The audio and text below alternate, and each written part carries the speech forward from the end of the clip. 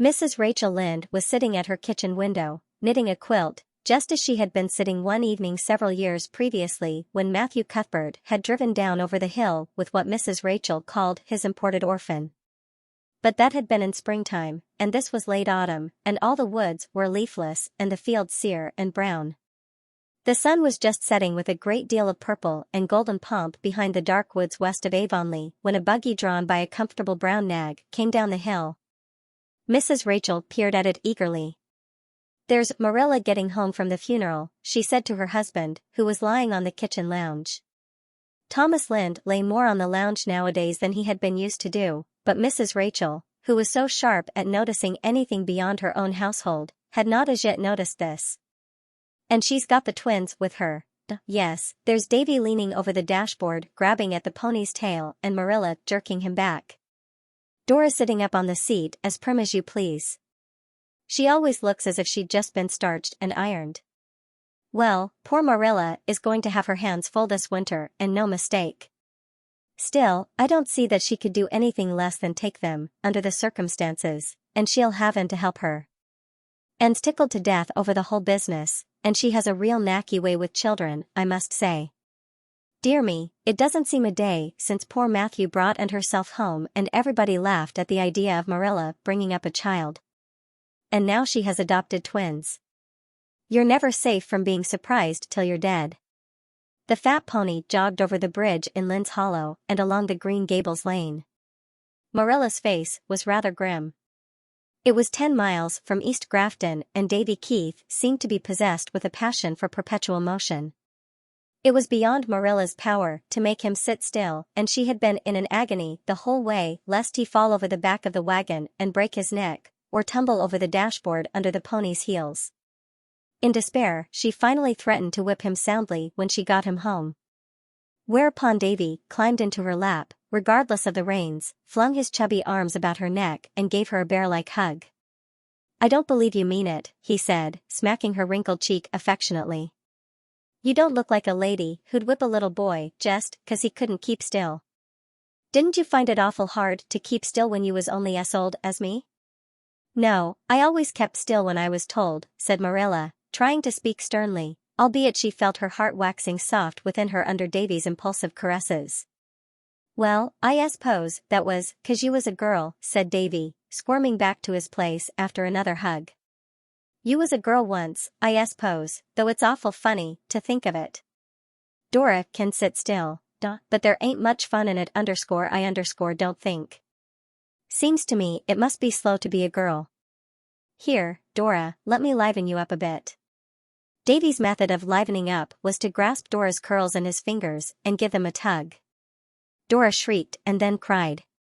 "How can you be such a naughty boy and your poor mother just laid in her grave this very day?" demanded Marilla despairingly. "But she was glad to die," said Davy confidentially. "I know, 'cause she told me so. She was awful tired of being sick. We'd a long talk the night before she died. She told me you was going to take me and Dora for the winter and I was to be a good boy. I'm going to be good, but can't you be good running round just as well as sitting still? And she said I was always to be kind to Dora and stand up for her, and I'm going to. Do you call pulling her hair being kind to her?" "Well, I ain't going to let anybody else pull it," said Davy, doubling up his fists and frowning. "They'd just better try it. I didn't hurt her much, she just cried 'cause she's a girl. I'm glad I'm a boy, but I'm sorry I'm a twin. When Jimmy Sprott's sister contradicts him he just says, 'I'm older'n you, so of course I know better,' and that settles her. But I can't tell Dora that, and she just goes on thinking different from me. You might let me drive the GG for a spell, since I'm a man." Altogether, Marilla was a thankful woman when she drove into her own yard, where the wind of the autumn night was dancing with the brown leaves, and was at the gate to meet them and lift the twins out. Dora submitted calmly to be kissed, but Davy responded to Anne's welcome with one of his hearty hugs and the cheerful announcement, "I'm Mr. Davy Keith." At the supper table Dora behaved like a little lady, but Davy's manners left much to be desired. "I'm so hungry I ain't got time to eat politely," he said when Marilla reproved him. "Dora ain't half as hungry as I am. Look at all the excise I took on the road here. That cake's awful nice and plummy. We haven't had any cake at home for ever and ever so long, 'cause Mother was too sick to make it and Mrs. Sprott said it was as much as she could do to bake our bread for us. And Mrs. Wiggins never puts any plums in her cakes. Catch her. Can I have another piece? Marilla would have refused and cut a generous second slice. However, she reminded Davy that he ought to say thank you for it. Davy merely grinned at her and took a huge bite. When he had finished the slice he said, "If you'll give me another piece, I'll say thank you for it." "No, you have had plenty of cake," said Marilla in a tone which Anne knew and Davy was to learn to be final. Davy winked at Anne, and then, leaning over the table, snatched Dora's first piece of cake, from which she had just taken one dainty little bite, out of her very fingers and, opening his mouth to the fullest extent, crammed the whole slice in. Dora's lip trembled and Marilla was speechless with horror. And promptly exclaimed, with her best schoolma'am air, "Oh, Davy, gentlemen don't do things like that." "I know they don't," said Davy, as soon as he could speak, "but I ain't a gemplum." "But don't you want to be?" said shocked Anne. "Course I do. But you can't be a gemplum till you grow up." "Oh, indeed you can," Anne hastened to say, thinking she saw a chance to sow good seed betimes. "You can begin to be a gentleman when you are a little boy. And gentlemen never snatch things from ladies, or forget to say thank you, or pull anybody's hair. They don't have much fun, that's a fact," said Davy frankly. "I guess I'll wait till I'm grown up to be one." Marilla, with a resigned air, had cut another piece of cake for Dora. She did not feel able to cope with Davy just then. It had been a hard day for her, what with the funeral and the long drive. At that moment she looked forward to the future with a pessimism that would have done credit to Eliza Andrews herself. The twins were not noticeably alike, although both were fair. Dora had long sleek curls that never got out of order. Davy had a crop of fuzzy little yellow ringlets all over his round head. Dora's hazel eyes were gentle and mild, Davy's were as roguish and dancing as an elf's. Dora's nose was straight, Davy's a positive snub. Dora had a prunes and prisms mouth, Davy's was all smiles, and besides, he had a dimple in one cheek and none in the other, which gave him a dear, comical, lopsided look when he laughed. Mirth and mischief lurked in every corner of his little face. "They'd better go to bed," said Marilla, who thought it was the easiest way to dispose of them. "Dora will sleep with me, and you can put Davy in the west gable." "You're not afraid to sleep alone, are you, Davy?" "No, but I ain't going to bed for ever so long yet," said Davy comfortably. "Oh, yes, you are." That was all the much-tried Marilla said, but something in her tone squelched even Davy. He trotted obediently upstairs with Anne. "When I'm grown up the very first thing I'm going to do is stay up all night just to see what it would be like," he told her confidentially. In after years, Marilla never thought of that first week of the twins' sojourn at Green Gables without a shiver. Not that it really was so much worse than the weeks that followed it, but it seemed so by reason of its novelty. There was seldom a waking minute of any day when Davy was not in mischief or devising it, but his first notable exploit occurred 2 days after his arrival, on Sunday morning. A fine, warm day, as hazy and mild as September. And dressed him for church while Marilla attended to Dora. Davy at first objected strongly to having his face washed. "Marilla washed it yesterday. And Mrs. Wiggins scoured me with hard soap the day of the funeral. That's enough for 1 week. I don't see the good of being so awful clean. It's lots more comfortable being dirty." "Paul Irving washes his face every day of his own accord," said Anne astutely. Davy had been an inmate of Green Gables for little over 48 hours, but he already worshipped Anne and hated Paul Irving, whom he had heard and praising enthusiastically the day after his arrival. If Paul Irving washed his face every day, that settled it. He, Davy Keith, would do it too, if it killed him. The same consideration induced him to submit meekly to the other details of his toilet, and he was really a handsome little lad when all was done. And felt an almost maternal pride in him as she led him into the old Cuthbert pew. Davy behaved quite well at first, being occupied in casting covert glances at all the small boys within view and wondering which was Paul Irving. The first 2 hymns and the scripture reading passed off uneventfully. Mr. Allen was praying when the sensation came. Loretta White was sitting in front of Davy, her head slightly bent and her fair hair hanging in 2 long braids, between which a tempting expanse of white neck showed, encased in a loose lace frill.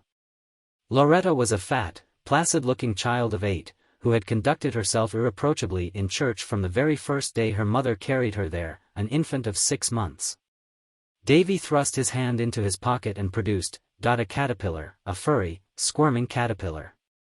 Marilla saw and clutched at him, but she was too late. Davy dropped the caterpillar down Loretta's neck. Right into the middle of Mr. Allen's prayer burst a series of piercing shrieks. The minister stopped appalled and opened his eyes. Every head in the congregation flew up. Loretta White was dancing up and down in her pew, clutching frantically at the back of her dress. Ow, mommer, ow, take it off, ow, get it out, ow, that bad boy put it down my neck, ow, mommer, it's going further down, ow, ow. Mrs. White rose and with a set face carried the hysterical, writhing Loretta out of church. Her shrieks died away in the distance and Mr. Allen proceeded with the service. But everybody felt that it was a failure that day. For the first time in her life Marilla took no notice of the text and sat with scarlet cheeks of mortification. When they got home Marilla put Davy to bed and made him stay there for the rest of the day. She would not give him any dinner but allowed him a plain tea of bread and milk. And carried it to him and sat sorrowfully by him while he ate it with an unrepentant relish. But Anne's mournful eyes troubled him. I suppose, he said reflectively, that Paul Irving wouldn't have dropped a caterpillar down a girl's neck in church, would he? Indeed he wouldn't, said Anne sadly. Well, I'm kind of sorry I did it, then, conceded Davy. But it was such a jolly big caterpillar that I picked him up on the church steps just as we went in. It seemed a pity to waste him. And say, wasn't it fun to hear that girl yell? Tuesday afternoon the Aid Society met at Green Gables.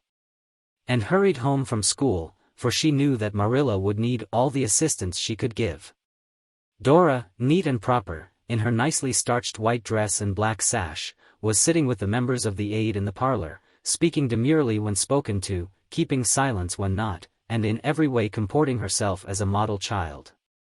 Davy, blissfully dirty, was making mud pies in the barnyard. I told him he might, said Marilla wearily. I thought it would keep him out of worse mischief. He can only get dirty at that. We'll have our teas over before we call him to his. Dora can have hers with us, but I would never dare to let Davy sit down at the table with all the Aids here. When Anne went to call the Aids to tea she found that Dora was not in the parlor. Mrs. Jasper Bell said Davy had come to the front door and called her out. A hasty consultation with Marilla in the pantry resulted in a decision to let both children have their teas together later on. Tea was half over when the dining room was invaded by a forlorn figure. Marilla and Anne stared in dismay, the Aids in amazement. Could that be Dora, that sobbing nondescript in a drenched, dripping dress and hair from which the water was streaming on Marilla's new coin-spot rug?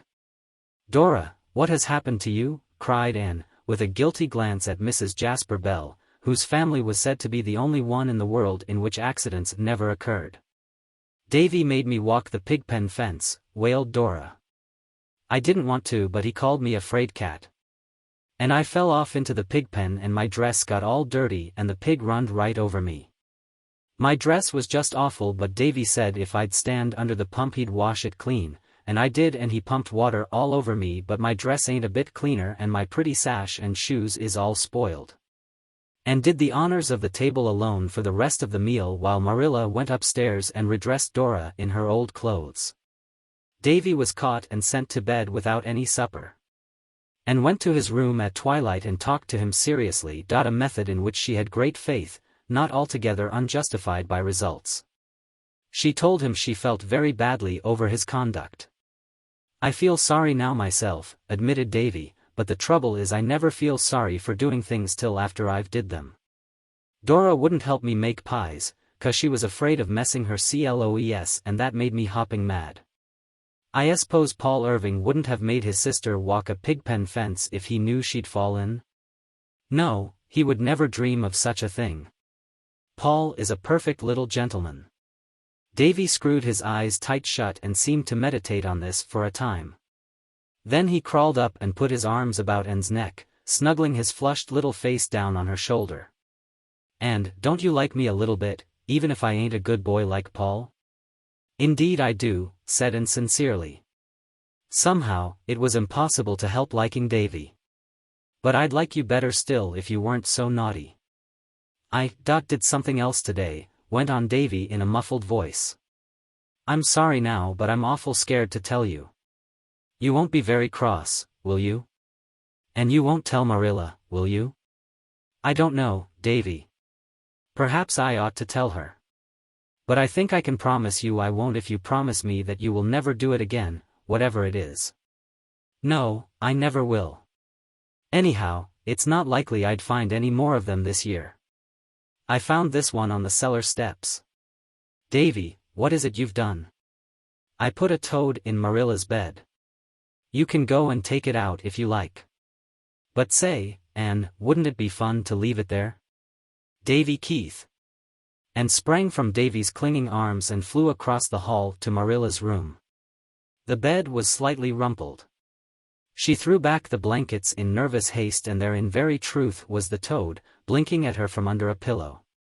"How can I carry that awful thing out?" moaned Anne with a shudder. The fire shovel suggested itself to her and she crept down to get it while Marilla was busy in the pantry. Anne had her own troubles carrying that toad downstairs, for it hopped off the shovel 3 times and once she thought she had lost it in the hall. When she finally deposited it in the cherry orchard she drew a long breath of relief. If Marilla knew she'd never feel safe getting into bed again in her life. "I'm so glad that little sinner repented in time. There's Diana signaling to me from her window. I'm glad that I really feel the need of some diversion, for what with Anthony Pye in school and Davy Keith at home my nerves have had about all they can endure for one day."